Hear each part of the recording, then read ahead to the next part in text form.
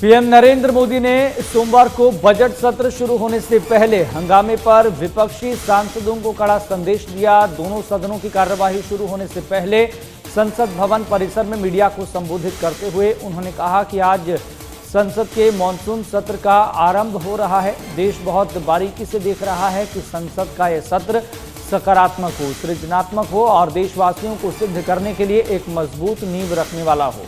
PM ने कहा कि चुनाव खत्म हो चुका है, लेकिन अब अगले 4.5 साल देश के लिए काम करने का वक्त है।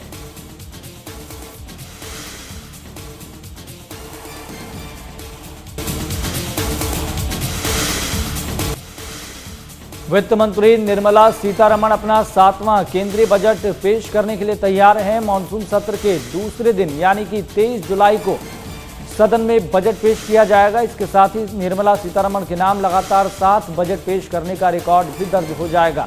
पिछले कुछ पूर्ण केंद्रीय बजटों की तरह ये बजट भी पेपरलेस फॉर्मेट में पेश किया जाएगा।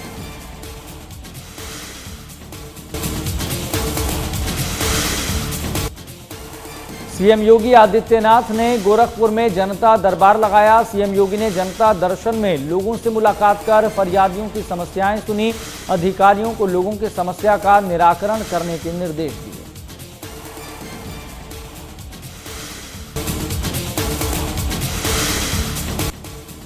राष्ट्रीय स्वयंसेवक संघ की गतिविधियों में अब सरकारी कर्मचारी भी भाग ले सकेंगे। केंद्र सरकार ने 58 साल पुराने प्रतिबंध को हटा दिया है। अब सरकारी कर्मी आरएसएस की गतिविधियों में शामिल हो सकेंगे। फरवरी 1948 में गांधी जी की हत्या के बाद सरदार पटेल ने आरएसएस पर प्रतिबंध लगा दिया था।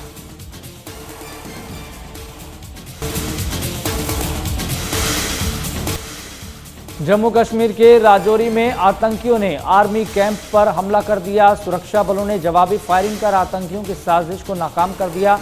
फायरिंग में सेना का एक जवान घायल हो गया है। आतंकियों ने सेना के कैंप पर देर रात हमला किया। हमले के बाद से सेना का पूरा इलाके में सर्च ऑपरेशन चल रहा है।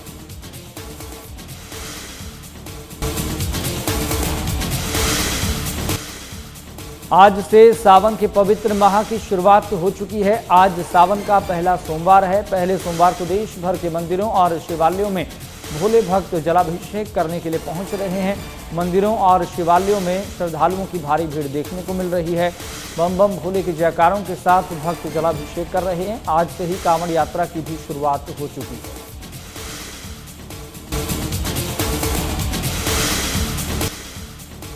ठाणे के कई इलाकों में भारी बरसात हुई। बारिश से कई जगहों पर जलभराव की स्थिति देखने को मिली। सड़कें पानी से लबालब हैं। कई घरों में पानी घुस गया है। जलभराव होने से ट्रैफिक जाम की स्थिति भी पैदा हुई। वहीं प्रशासन ने बाढ़ के कारण जरूरी न होने पर घर पर ही रहने की सलाह दी है।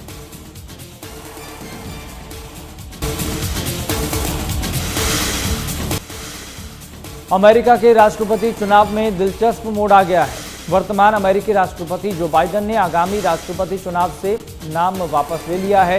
सामने आया है कि वह अब अमेरिका का राष्ट्रपति चुनाव नहीं लड़ेंगे। इसकी पुष्टि खुद वर्तमान राष्ट्रपति ने ही की है। उन्होंने एक चिट्ठी लिखकर इसकी घोषणा की।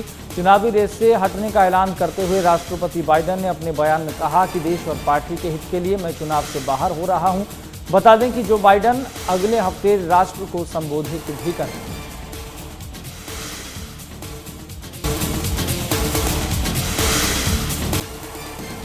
अमेरिका के बाद रूस ने भारत को बड़ा प्रस्ताव दिया है। रूस भारत के साथ मिलकर एयर डिफेंस सिस्टम S-500 बनाना चाहता है। रिपोर्ट की माने तो पीएम नरेंद्र मोदी रूस दौरे के दौरान इस मुद्दे पर दोनों देशों के बीच बातचीत हुई थी, लेकिन इस ऑफर को लेकर फिलहाल भारत का स्टैंड सामने नहीं आया।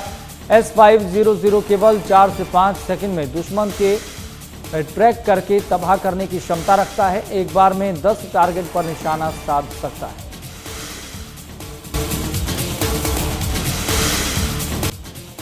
वहीं नेपाल के प्रधानमंत्री केपी ओली ने संसद में विश्वास मत हासिल कर लिया है। रविवार को हुए बहुमत परीक्षण में केपी ओली को 263 सांसदों में से 188 सांसदों ने अपना समर्थन दिया। वहीं 74 सांसदों ने विश्वास मत के खिलाफ वोट किया। वहीं एक सांसद ने किसी के पक्ष में वोट नहीं दिया। बता दें कि केपी ओली ने 15 जुलाई को चौथी बार नेपाल के पीएम के तौर पर शपथ ली थी। चीन समर्थक माने जाने वाले केपी ओली ने भारत समर्थक शेर बहादुर देउबा के साथ मिलकर सरकार बनाई है।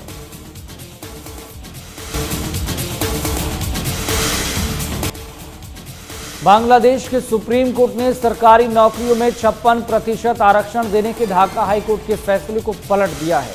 कोर्ट ने रविवार को आदेश जारी करते हुए आरक्षण को 56% से घटाकर 7% कर दिया। इसमें से स्वतंत्रता सेनानियों के परिवार वालों को 5% आरक्षण मिलेगा, जो पहले 30% था। बाकी 2% में एथनिक माइनॉरिटी, ट्रांसजेंडर और दिव्यांग शामिल होंगे। सुप्रीम कोर्ट ने कहा कि 93% नौकरियां मेरिट के आधार पर मिलेंगी।